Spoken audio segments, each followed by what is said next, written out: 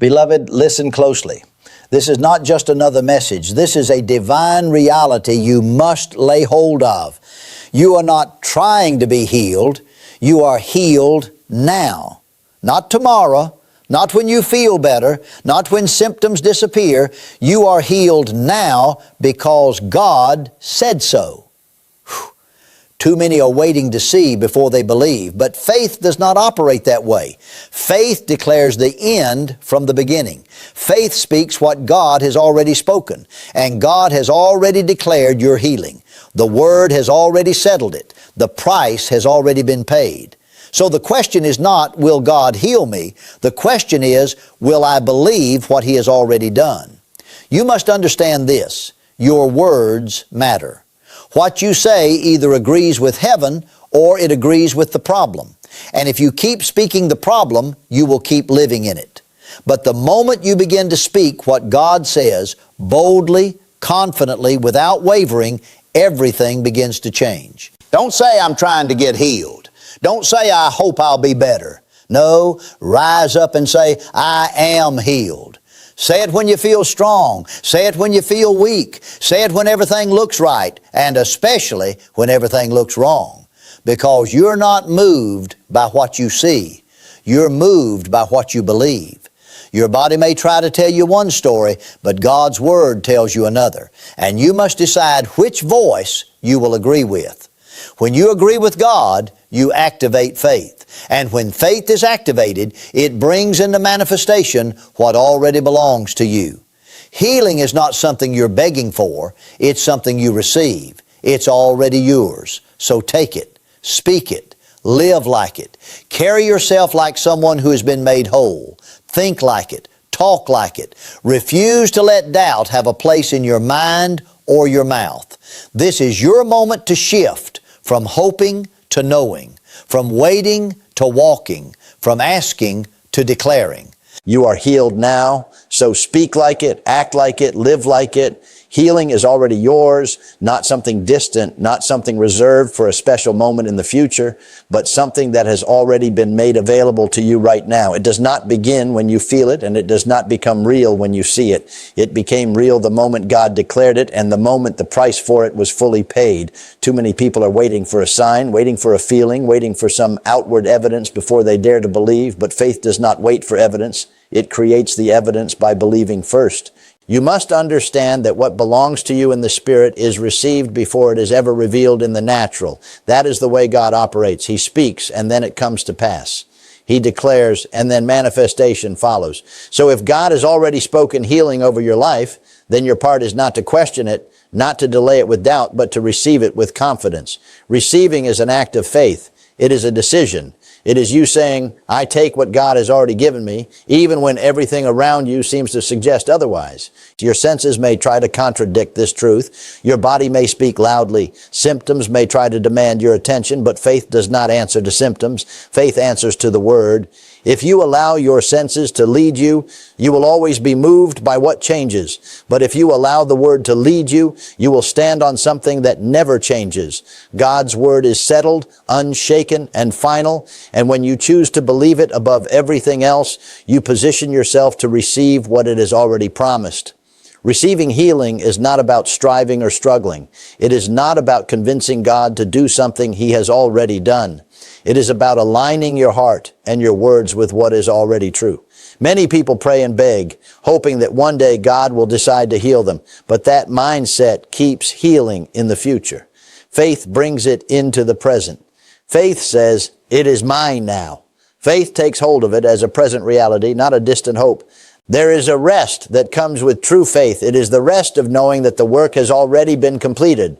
When you truly believe that healing is yours, you stop striving to earn it. You stop chasing after it as if it were running from you.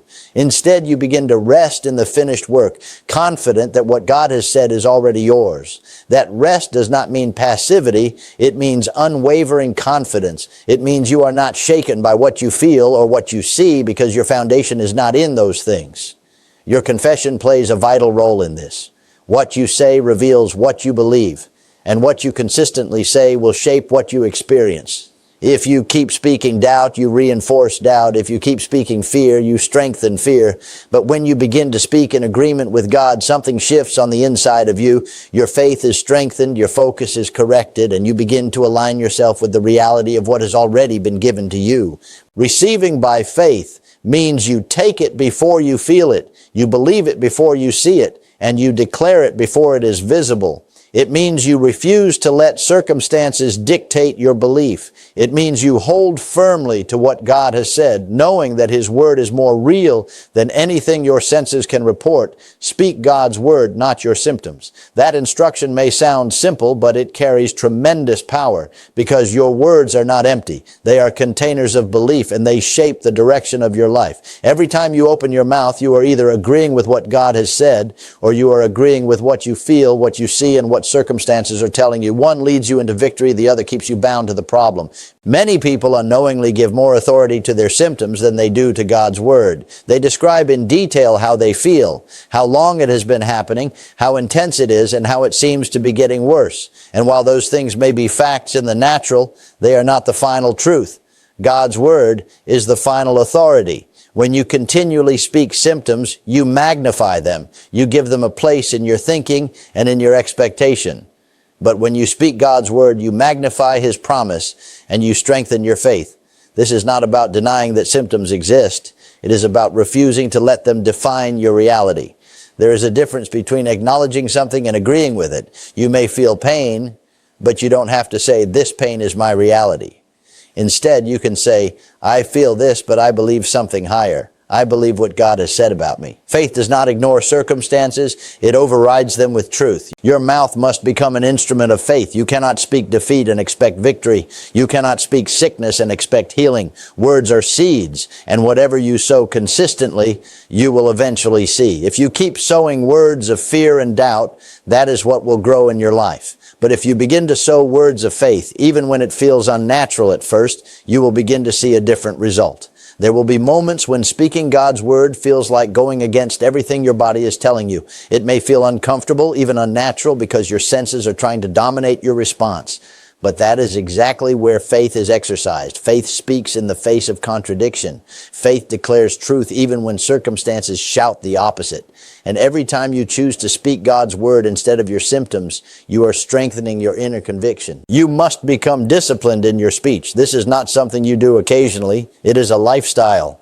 It is choosing moment by moment to align your words with God rather than with fear. When symptoms arise, that is not the time to panic or to start speaking negatively. That is the time to speak even more boldly. That is the time to declare by His Word, "I am healed," and to say it with conviction, not based on how you feel, but based on what you believe. Over time, your words will begin to shape your thinking. Your thinking will shape your belief, and your belief will influence what you experience. This is why your confession is so important. It is not just about saying something positive. It is about declaring what is already established in the Spirit. When you consistently speak God's Word, it takes root in your heart, and it begins to produce confidence, peace, and expectation. There is power released when your heart and your mouth come into agreement with God. It is not about how loud you say it or how many times you repeat it, but about the faith behind it. Speak with assurance. Speak with boldness. Speak as someone who believes that what God has said is more real than anything else. And refuse to let your symptoms write your story. Faith declares, "I am healed now," regardless of how you feel. It does not wait for permission from your body, and it does not ask your circumstances for confirmation. Faith speaks from a place of certainty, not from a place of observation. It is rooted in what God has already said, not in what your senses are currently reporting. This is where many people struggle because they have been trained to believe only what they can see and feel. But the life of faith operates on a higher level. When you say, "I am healed now," you are not making a hopeful statement. You are making a declaration of truth. You are aligning yourself with what has already been accomplished. Whether your body agrees with you in that moment is not the issue.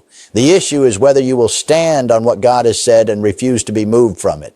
Feelings are real, but they are not reliable. They change constantly. And if you base your faith on how you feel, your faith will rise and fall with every sensation. Faith is consistent because it is anchored in something unchanging. When God speaks, His word does not fluctuate. It does not weaken over time. It does not depend on your condition. It stands firm. So when you declare, I am healed now, you are choosing to stand on something that cannot fail. You are choosing to agree with heaven rather than with your temporary condition.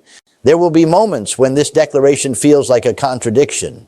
Your body may be telling you one thing and your words are saying another, but that is exactly how faith works. Faith speaks in the face of contradiction and does not back down. It holds its ground. It continues to declare the truth until what is unseen becomes seen. This is not pretending. This is believing. It is not denying reality. It is establishing a higher reality. You must train yourself to speak from your spirit, not from your senses. Your senses will always try to dominate your response. They will try to convince you to say what you feel, to repeat what you see, to agree with what is happening in the moment. But your spirit, when aligned with God's word, speaks something different. It speaks life. It speaks healing. It speaks victory, even when there is no visible evidence yet.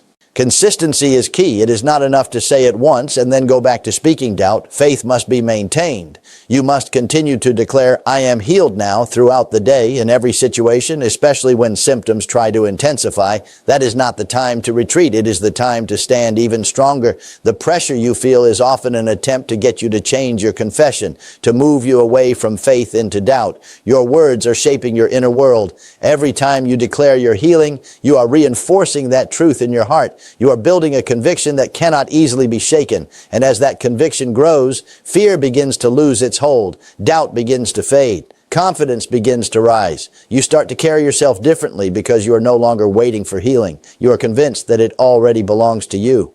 Living this way requires boldness. It requires you to go against the natural flow of thinking and speaking.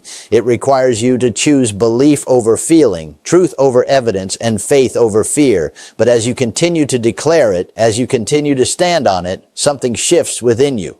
Your focus changes, your expectation changes, and you begin to live from a place of victory rather than from a place of struggle. Your words activate or hinder your healing. Choose them carefully. Words are not neutral. They carry direction, influence, and authority. Every time you speak, you are setting something in motion. You are either releasing faith or reinforcing doubt.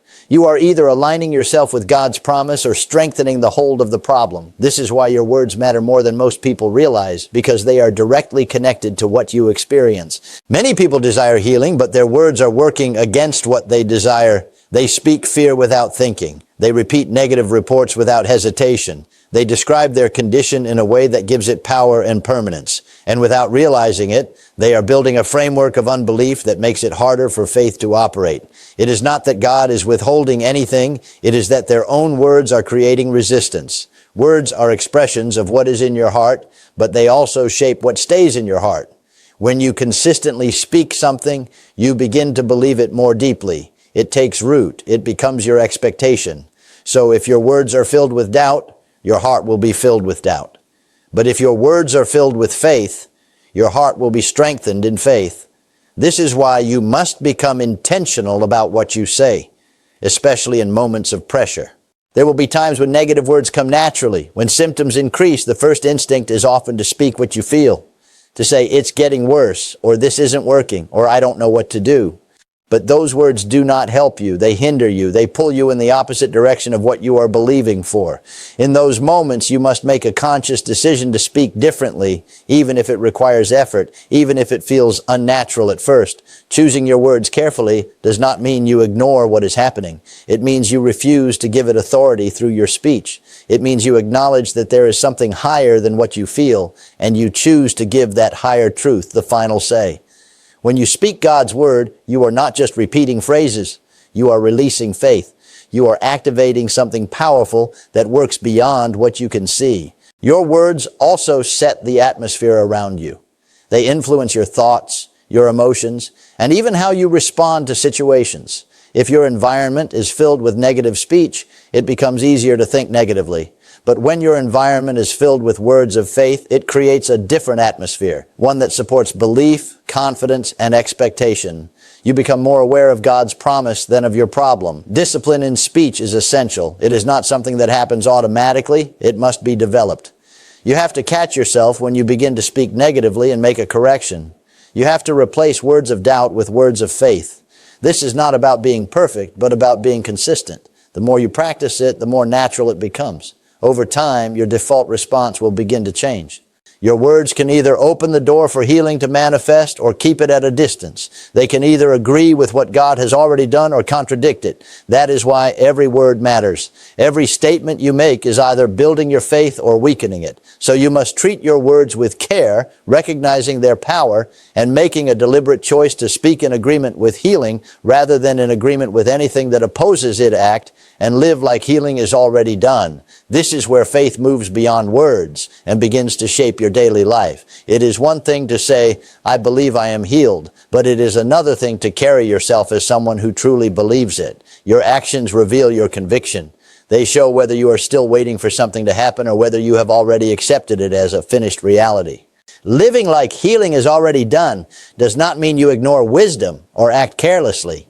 It means your mindset shifts from hoping to having. It means you stop seeing yourself as someone trying to get healed and start seeing yourself as someone who has already received it. That shift changes how you think, how you respond, and how you move through your day. Many people remain in a place of waiting. They speak faith at times, but their actions still reflect uncertainty. They hesitate, they hold back. They keep checking for signs, constantly looking to their body for confirmation. But faith does not constantly check. It stands. It rests in what is already true. When you truly believe healing is done, you are no longer anxious about it. You are no longer striving to make it happen. You carry a quiet confidence that does not depend on what you feel in the moment. Your posture matters. The way you carry yourself, the way you think about your future, the way you approach life, all of it reflects what you believe. If you see yourself as weak, limited, and bound by your condition, your life will begin to reflect that. But if you see yourself as healed, whole, and restored, your outlook begins to change. You begin to expect strength. You begin to anticipate restoration. You begin to move forward instead of holding back. There is a boldness that comes with this kind of faith. It is not arrogance. It is assurance. It is knowing that what God has done is real, even if it has not fully appeared yet. That boldness allows you to step forward without fear. It allows you to make decisions based on faith rather than based on limitation. It allows you to live with expectation instead of hesitation. Acting like healing is done also means refusing to build your identity around the problem. You are not your symptoms. You are not your condition. You are not defined by what your body is experiencing. Your identity is rooted in what God has said about you. When you embrace that identity, it begins to influence every area of your life. You stop speaking and thinking like someone who is bound, and you begin to speak and think like someone who has been set free. This does not happen overnight. It is a process of renewing your mind and aligning your actions with your belief. There may be moments when it feels challenging, when your body tries to pull you back into old patterns of thinking and behaving. But each time you choose to act in faith, you are reinforcing a new pattern. You are strengthening your belief. You are training yourself to live from a place of victory rather than from a place of need. Your daily choices matter. The way you respond to challenges, the way you speak about your future, the way you carry yourself in ordinary moments, all of it is part of living out your faith. When your actions begin to align with your confession, something powerful happens. There is a consistency that develops, and that consistency creates momentum. You are no longer divided between what you say and what you do. You are fully aligned with what you believe, and you begin to live as someone who knows that healing is already theirs. Stand firm in belief. Refuse doubt, fear, and contradiction. There will always be pressure against your faith. It will not come once and disappear. It will come again and again in different forms, through different thoughts, through different feelings, through different reports. That pressure is designed to move you, to shake your confidence, to get you to release what you have believed. But faith is not proven when everything is easy. Faith is proven when you remain unmoved in the middle of pressure. Standing firm is a decision. It is not based on how strong you feel in the moment. There will be times when you feel confident, and there will be times when you feel weak, but your stand must not depend on those feelings. It must be rooted in your choice to believe God regardless of what is happening around you. When you make that decision, you draw a line. You settle it within yourself that you will not be moved no matter what comes. Doubt often comes quietly. It does not always announce itself loudly. Sometimes it shows up as a question, a small uncertainty, a thought that says, what if this doesn't work? If you entertain that thought, if you begin to turn it over in your mind, it begins to grow. It begins to weaken your confidence. That is why you must deal with doubt quickly. You cannot allow it to stay. You must replace it immediately with truth, with what God has said before it takes root. Fear works in a similar way. It tries to project negative outcomes. It tries to make you imagine the worst. It pulls your focus away from what you believe and places it on what you are afraid of. And the more you focus on fear, the more real it becomes in your mind. But fear loses its power when you refuse to give it your attention. When you turn your focus back to God's Word, when you declare His promises, fear begins to fade because it cannot stand in the presence of faith. Contradiction will come through circumstances. You may be declaring healing, and yet your body may seem to say the opposite. You may be standing in faith, and yet situations may appear unchanged. This is where many people give up. They interpret contradiction as failure. They assume that because they do not see immediate results, something is wrong. But contradiction is not a sign that faith is not working. It is often a sign that your faith is being challenged to stand. Refusing doubt, fear, and contradiction does not mean you never feel them. It means you do not accept them. It means you do not allow them to change your confession or your belief. They may come, but they do not stay. They may speak, but you do not agree. You answer them with truth. You respond with what God has said, and you continue to stand on it. Consistency is what builds strength. Every time you refuse doubt, you become stronger. Every time you reject fear, your confidence grows. Every time you stand in the face of contradiction, your faith becomes more established. Over time, you develop a stability that is not easily shaken. You are no longer tossed back and forth by what you feel or what you see. You remain steady because your foundation is secure. Standing firm also requires patience, not passive waiting, but active believing. It is continuing to declare, continuing to trust, continuing to hold your position without wavering. It is knowing that what God has said will come to pass, even if it takes time for it to fully appear. That patience is not frustration. It is confidence stretched over time. You must guard your mind and your heart. Be careful what you listen to, what you dwell on, what you allow to influence your thinking. Surround yourself with truth. Fill your thoughts with God's promises. Keep your focus steady, because whatever you consistently focus on will shape your belief, and your belief will determine how firmly you stand.